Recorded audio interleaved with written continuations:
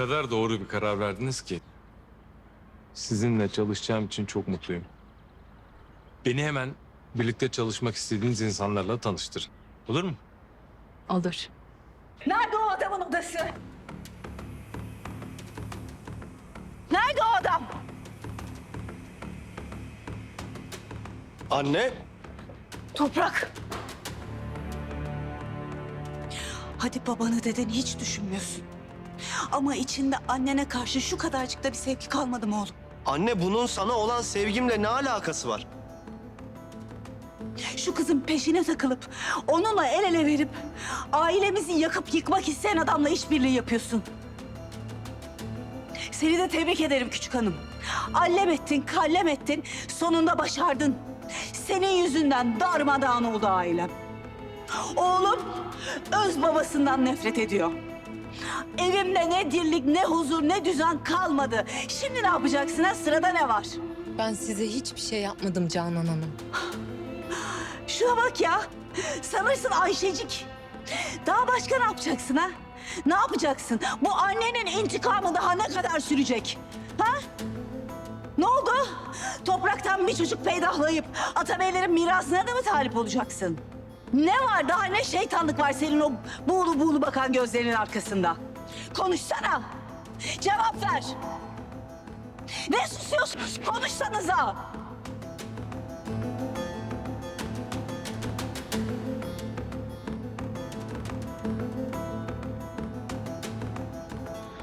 Tamam dur. Toprak niye herkes gidiyor?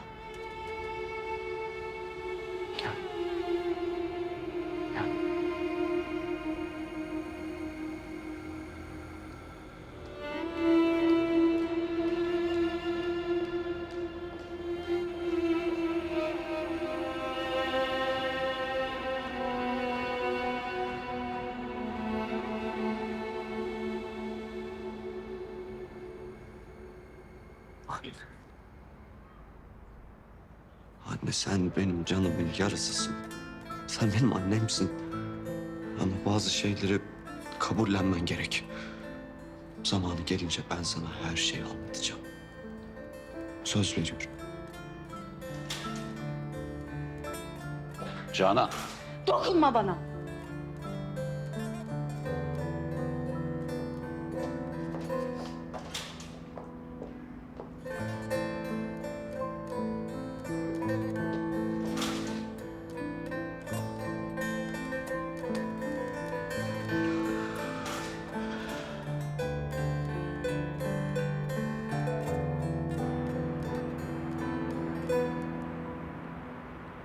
Şirketten döndüğünden beri odasından çıkmıyor.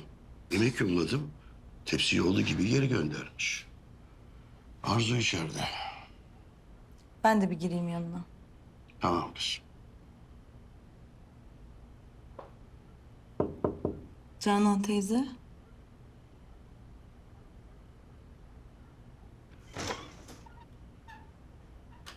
İşte böyle kızım. Abini elinden tutup o Fuat denen adamla ortak etti Gonca. İşte bu Gonca var ya bu kadar hesaplı, bu kadar hin bir kız.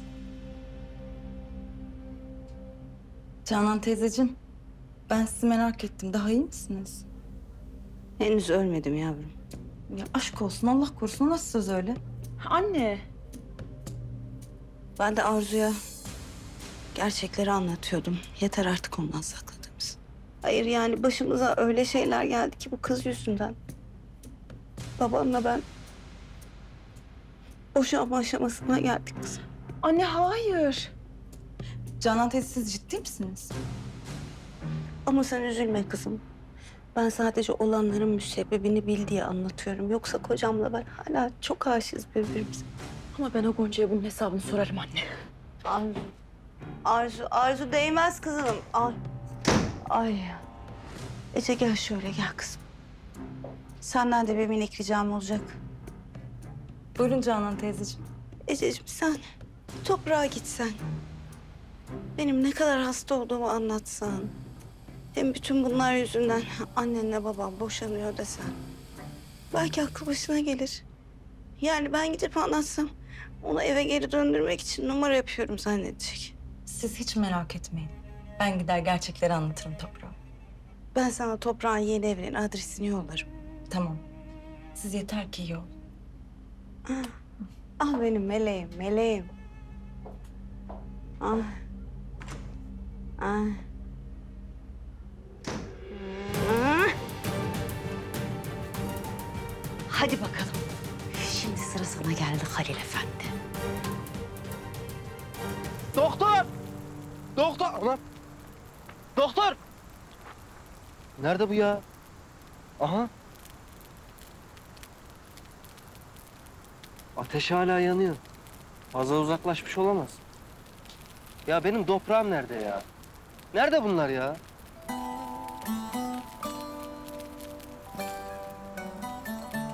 Hey maşallah be. Adam alevlerin, alazların arasından geliyor. Hey maşallah.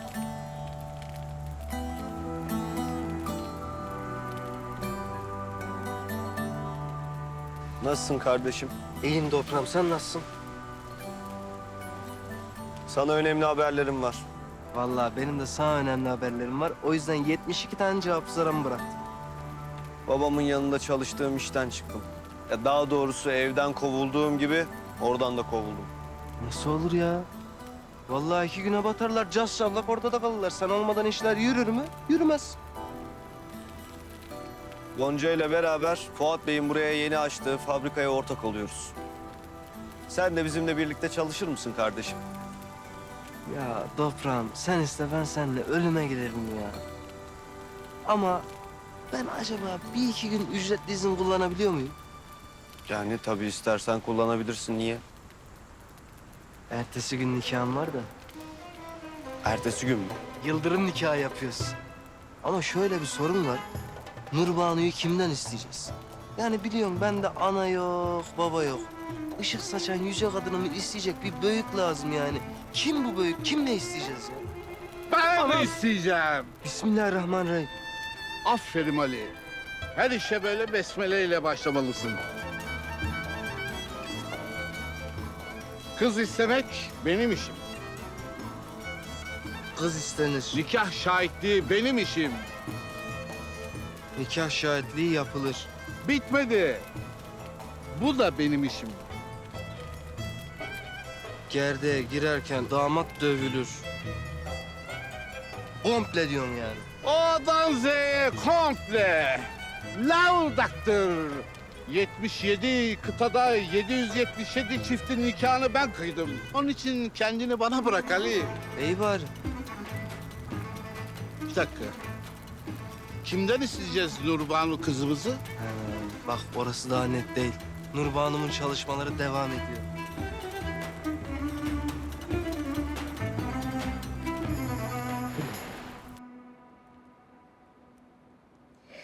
Her şeyler nasıl da yoluna giriverdi.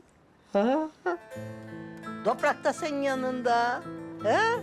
Kızım, benim keyfime kimseler değmesin gari. bak. Bir esans ettim ya. Bir bak bakalım nasıl olacak. Dikkatli tut.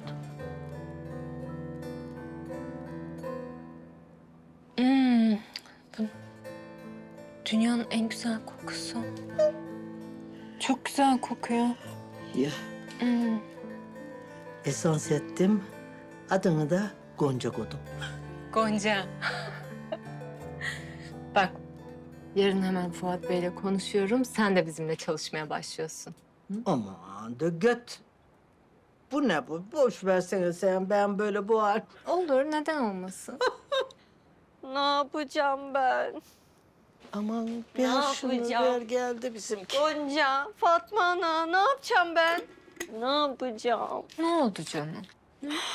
Gitmediğim, konuşmadığım kimse kalmadı. Belediye başkanının huzuruna çıktım, kendisi şehir dışındaymış. Kaymakamın huzuruna çıktım, o da bütçe teftişi yapıyormuş, çok yoğunmuş. Vali Bey'den randevu alayım dedim, o da konferanstaymış. Ne yapacağım ben? Kız senin bu derdin nedir? Devlet erkanıyla. Ya Fatma Ana, Aliler beni istemeye gelecek ya. He. Benim ağırlığımı, elit kişiliğimi, saygınlığımı kaldırabilecek birine ihtiyacım var. Beni kimden isteyecekler? Birleşmiş Milletler'e çıkaydın yavrum. Ya Fatma ya, Gonca ya. Kimden isteneceğim ben? Eğer ki benim ağırlığım sana yeter ise gelip benden isteyebilirler. Ben bunu nasıl düşünemedim? Karşımda Eğirdir'in, Isparta'nın yaşayan efsanesi, en muteber kadını var. Fatma Anam. Fatma Anam. Ever beni Fatma Anam. Ever beni. Kemikler gitti kemikler. Bir sorunumuz daha var. Gelinlik sorunsalı. Isparta'da kendime uygun, bana yakışan hiçbir gelinlik bulamadım. Hot kötüre de vaktimiz yok. Ne yapacağım? Ne yapacağım? Ay gelin olmak ne kadar zormuş ya.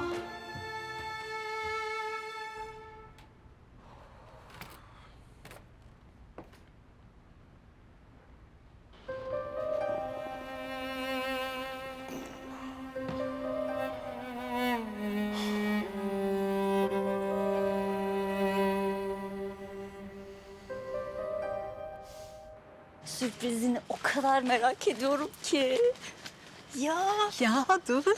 Biraz sabırlı ol. Dur. Toprak. Yarın kız istemeye gidiyoruz. Evet, biliyorum. Ben de kız tarafıyım. Acaba diyorum hani hazır elimizdeymişken çifte düğün mü yapsak ha? Bir düşünmem lazım. Düşündüm. Olur. Allah'ım sen şu toprak kolunla Gonca kolunu bir yastıkta kocat ya. Bizim Nurbanu ile ufak bir işimiz var. Sonra konuşalım mı? Olur. Burada da kapı çalıyor. Doktor ya da Ali herhalde. Görüşürüz hadi. Selam söyle. Tamam sen de. Hadi bakalım.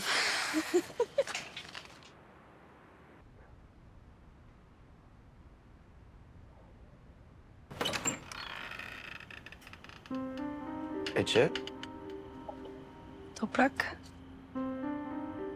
hoş geldin. hoş bulduk. Biraz konuşabilir miyiz?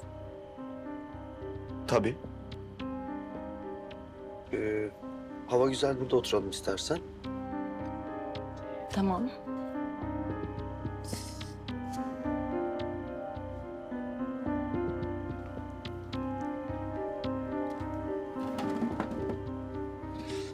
Evin çok güzelmiş. Sağ ol.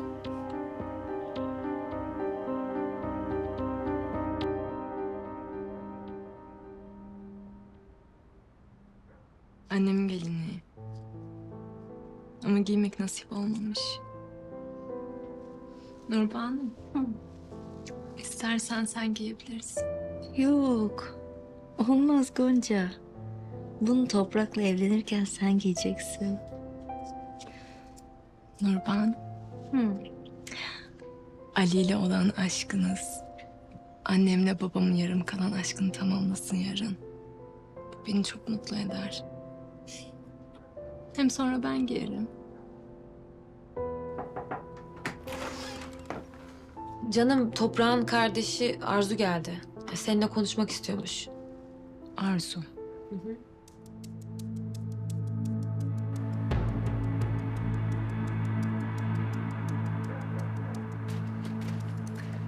Arzu. İyi akşamlar. İyi akşamlar Gonca. Biraz konuşalım mı? Konuşalım. Otur. Yok. Hayır. Biraz yürüyelim mi? Yürüyelim.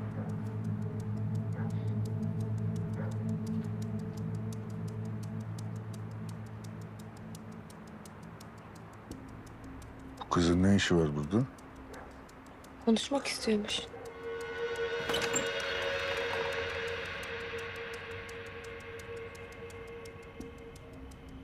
Teşekkür ederim. Afiyet olsun. Evet, dinliyorum seni. Toprak. Canan teyze çok hasta. Yatağından çıkmıyor. Yemeden içmeden de kesildi. Bir de Bir de ne? nasıl söyleyeceğimi bilmiyorum. Halil amcayla Söylesene Cenem. Halil amcayla araları bozukmuş. Boşanmaktan falan bahsetti. Ya, aralarının iyi olmadığını biliyordum da boşanmak... Tamam, ben bir annemi arayayım o zaman. Toprak, lütfen onları yalnız bırakma. Sana çok ihtiyaçları var. Gonca, sen geldiğinden beri evimizin bütün huzuru kaçtı. Abim evde yok. Annemle babam boşanacaklar. Ve sebebi de sensin. Annenle babanın arasına ben nasıl girmiş olabilirim ki? Gonca, belki sen bilmiyorsun ama o evde çıkan bütün kavgaların sebebi sensin. Ve ben gerçekten bundan bıktım artık. Bak, bizi de, abimi de rahat bırak artık. Arzu canım bak, sana anlatamayacağım şeyler var, tamam mı? Sen bunları bilsen bana bu şekilde davranmazdın zaten. Tamam söyle. Söyle o zaman. Hadi bekliyorum. Söyle, ben de bileyim. Söyle. Söyleyemem. Çünkü yalan söylüyorsun. Çünkü annemin dediği gibi sen bizim ailemizi dağıtmaya geldin. Ve ben senden gerçekten nefret ediyorum. Ayrıca eğer annemle babam boşanırsa seni doğduğuna pişman ederim Gonca.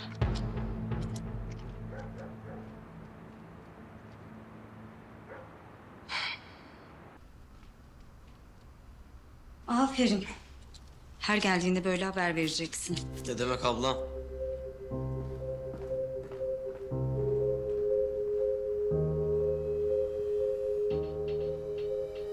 Oo, kimleri görüyorum. Afiyet olsun. Pınar Hanım, Oturabilir miyim? buyurun buyurun.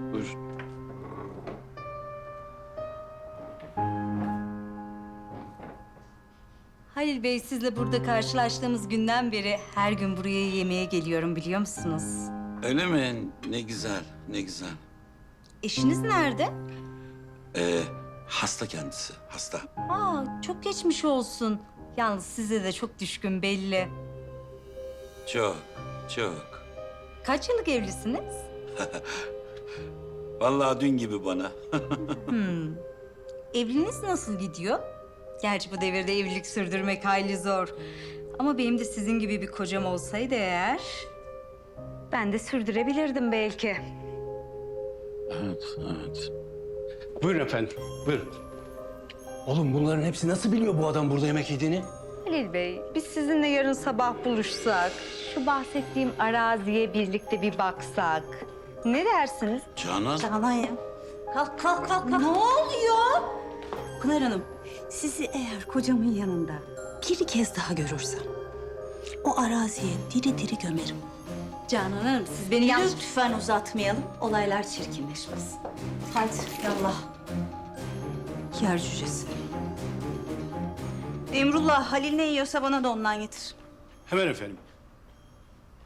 Kocacığım, kısa ve net konuşacağım. Eğer beni boşarsan seni ihbar ederim. Nasıl yani? Sen ne biliyorsun ki? Her şeyi biliyorum. Mehmet'e ne yaptığınızı. Hepsini. Nereden öğrendin? Kulak misafiri oldum diyelim. Şimdi de sen aç o kulaklarını, beni iyi dinle. Madem benimle babamın şantajı yüzünden evlendin... bundan sonrasında da benim şantajım yüzünden evli kalacaksın. Tamam mı şekerim? Bu yaştan sonra kimseye Canan'ı kocası boşattı dedirtmem. Al, Toprak arıyor. Ne yapayım? Baban sağda solda sarışınlarla fink atıyor değil mi? Canan. Efendim oğlum? Canan. Anneciğim, Ece bana bir şeyler anlattı. Ne anlattı oğlum? Siz babamla boşanıyor musunuz?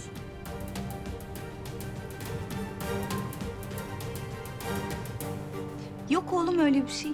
Yani ufak tefek sorunlarımız vardı ama Konuştuk, hallettik babanla. Ha, yok yani öyle bir şey. Hallettiniz yani. Sevindim o zaman. Ece yanında mı oğlum? Evet. Çok selam söyle. Hatta bir tane film seyredin, dışarıdan yemek sipariş edin. Kapıyorum ben anneciğim. Oğlum Ece'yi öp benim için. Ama öp, tamam mı? İyi geceler. Barışmışlar mı? Hı. Çok sevindim. Biliyorsun Canan teyze benim anne yarım sayılır.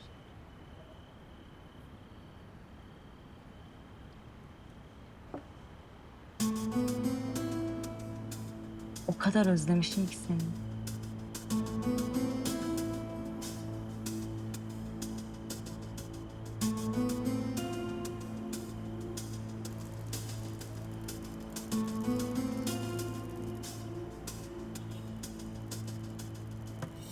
Konuştuğumuz şeyler ne kadar tatsız olursa olsun ama seninle az da olsa vakit geçirmek çok iyi geldi Toprak. Bir kahve daha içecek vaktimiz var mı? Tabii. Teşekkür ederim.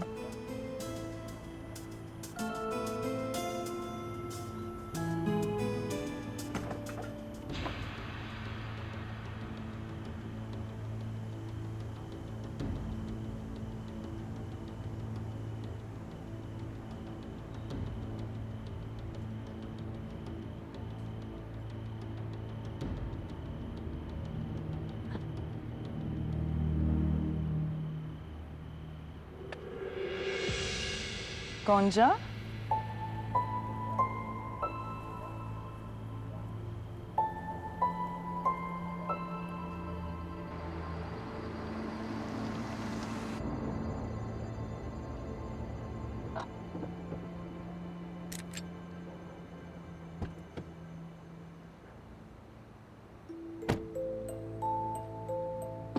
Arzu?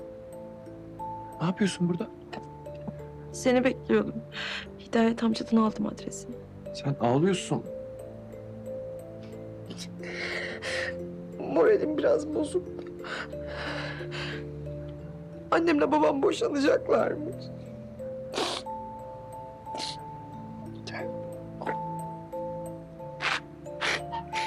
Gel hadi içeri girelim. Bir şeyler iç. Sohbet edelim. Kendine gelirsin. Ha?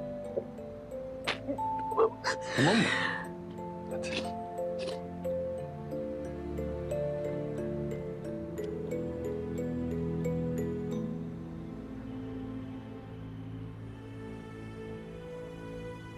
Toprak nerede? Bana kahve hazırlıyor. Sen de gelsene. Gerek yok. İyi geceler.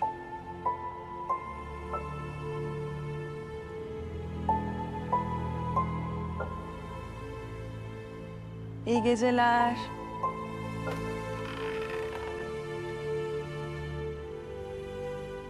Biri mi geldi? Hı. Gonca davet ettim ama gelmedi. Ne?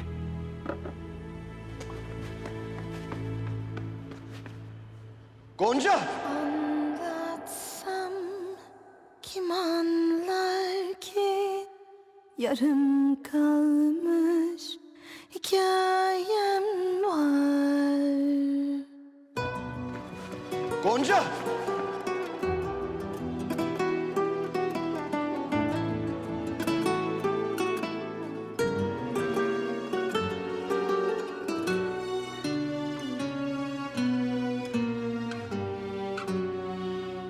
Anlatsam kim anlar ki yarım kalmış hikayem var. Bu yalnızlık geçer belki, nasıl hain bu akşamlar. Yalnızım biter mi yakanlar? Yalnızım kim üfler dallanır yaralar? Yalnızım söner mi hala? Bende yine de aşkım var. Ben vuruldum yerlerden, yaralanmış izlerden. aşk yüzünden, aşk yüzünden ben. Vuruldum yerlerden, yaralanmış izlerden. Kim sever içinden, Emrininden, emrininden ben.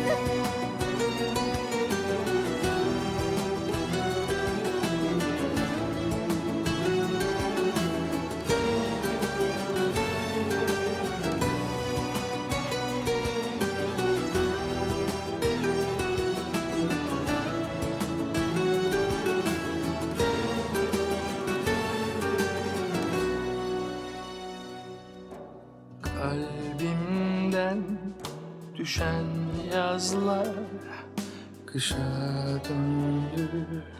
Sokaklar kar. Kırıldıkça keser camlar, senin de cam bir kalbin var. Yandı canım, biter mi yakanlar? Yandı canım, kim üfler dağlanır yaralar? Yandı canım, söner mi hala? Bende yine de aşkım var. Ben vuruldum yerlerden, yaralanmış izlerden, yorgunum ezelden, aşk yüzünden, aşk yüzünden ben. Vuruldum yerlerden, yaralanmış izlerden. Kim sever içinden, Emrininden, emrininden ben.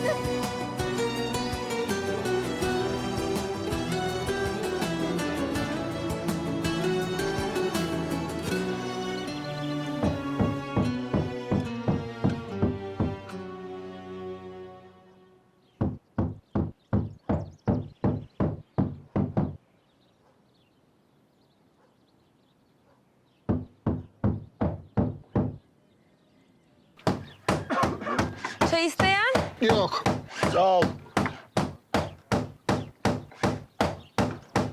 Ya ne yapıyorsunuz sabah sabah? Günaydın. Günaydın Gonca Hanım.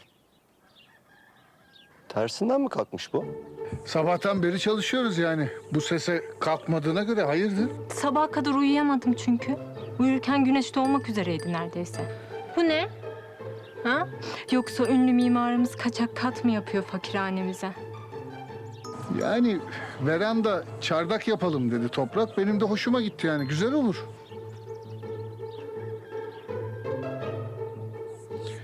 Zeynep kızım gel biz kahvaltıya hazırlayalım. Hazırlayalım yoksa ben bu kalasları tahtaları yiyeceğim.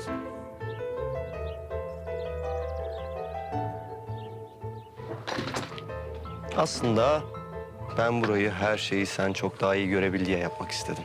O ne demek? Aslında benim yanıma buraya gelirsen daha iyi anlarsın. Neyi anlayacakmışım? Ece'yi de getireydin de 2 çivi çakardı.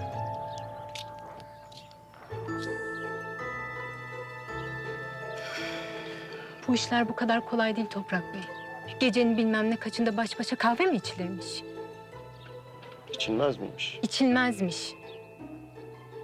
Bir kere bile kahve yapmadın bana.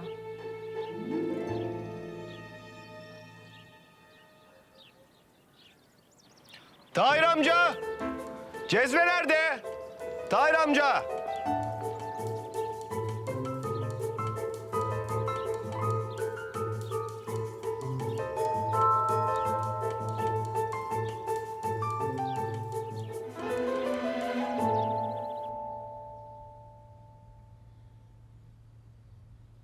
Kocacığım, bana ballı kaymaklı ekmek yapar mısın? Sana ballı kaymaklı ekmek mi yapayım? Evet. Kendine de yap. Sebep?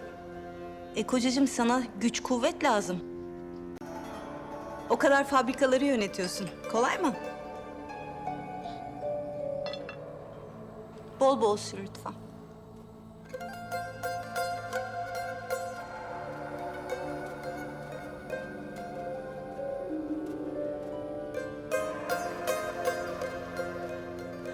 Sağ ol aşkım. Allah muhabbetinizi artırsın. Sağ ol babacığım, günaydın. Babama da yapar mısın bir tane? Rıfat Ağa'ya ballı kaymaklı ekmek mi yapayım? Evet. İstemez. Arzu nerede? Torunum niye yemedi kahvaltıya? Uyanmamıştır daha babacığım, kaldırırız şimdi. Hanife! Arzu'yu uyandırın. Efendim buyurun, ben yardımcı olayım. Hanife misin lan sen? Sen niye yardımcı oluyorsun? Ağam ben Hanife değilim de Hanife'ye az evvel bir telefon geldi. Eltisi doğru veriyormuş da koşa koşa oraya gitti kızcağız. Ben kaldırırım Arzu'yu. Kaldıramazsınız. Yavuz, yemin ederim kalkar döverim seni. Bütün hırsımı senden çıkarırım ha. Ağam siz beni döversiniz, kafamı gözümü kırabilirsiniz. Benim size saygım sonsuz. Ama yani Arzu Hanım akşam eve gelmediği için şu an odasında değil. Ondan diyorum ben. Neden bahsediyorsun lan sen? Gerçeklerden. Yavuz, çık lan içeriye. Çık, çık! Yürü! Zekalı. Ulan sen ne biçim babasın be? Nerede bu kız? Ha? Ya başına bir şey geldiyse? Arayın çabuk. Baba telefonu kapalı. Halil torunumu bul. Tamam, tamam.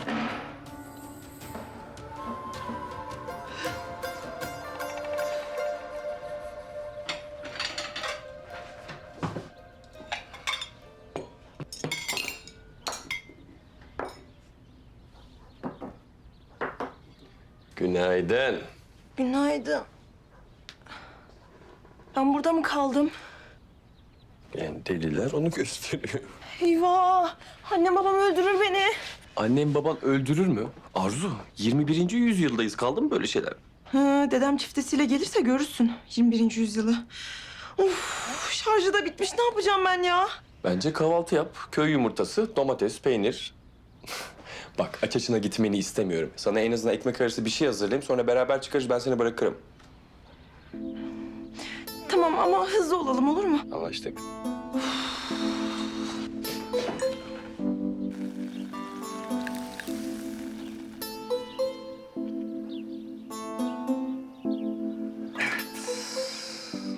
Şu köpeğe bak ya. 3. denemem oldu bu sefer. Göreceğiz.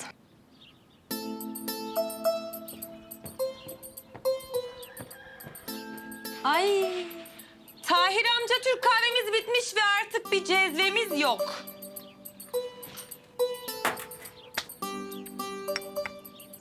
Bu ne böyle kestane suyu gibi. Beğenmedin mi? Ben sana kahve yaparım, tamam mı? Sen başkalarına yapma da.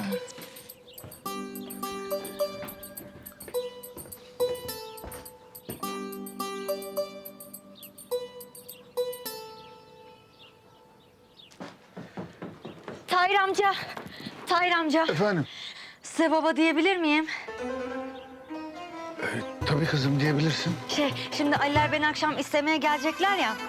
Anne tarafım tamam, o ulvi görevi Fatma Hanım üstlenecek. Ama ben düşündüm, taşındım ve bir babaya da ihtiyacım olduğunu fark ettim. Ve sizden daha iyi bir seçenek gözüme çarpmadı. Tamam yani hani bu görevi bana layık gördüysen de mutlu bana. Tabii teşekkür ederim. Isparta'nın gül. Olur olur, o olur. Ama curayla girsinler. Masa örtüleri bembeyaz olsun, kar gibi. Ne oluyor? Salam olmaz. Salam olmaz. Sosis koyun. Evet. 2 litrelik alın, portakallılardan da olsun. Ne diyorsun kızım? Tamam. Ay ya ben mi gidip alacağım? Onu anlamı. Ne zaman alayım? Hemen mi gidip alayım ben? Ya babacan insan, size demedim arka arkaya telefonlar çalınca devreler karıştı. Tamam peki çocuğum öyle olsun bakalım yani ben. Evet, bu faslı hallettiğimize göre Goncacan çabucak kahvaltını yap. Alışverişe gitmemiz lazım. Fatma Ağlayı da alıp biriktirdiğim paraları çatır çatır düğün alışverişine harcayacağım. Ben de erkek tarafının yanına gidiyorum. Ali ile doktorun yanına. Bir damat tıraşı durumlarımız var. Toprakcan, bak sana güveniyorum. Birbirlerini gaza getirip renkli papyonlar, altın lameli ceketler, parlak ayakkabılar almasınlar. Baş üstüne tamamdır. Hadi size afiyet olsun. Hadi kolay gelsin. Hadi çabuk, hadi.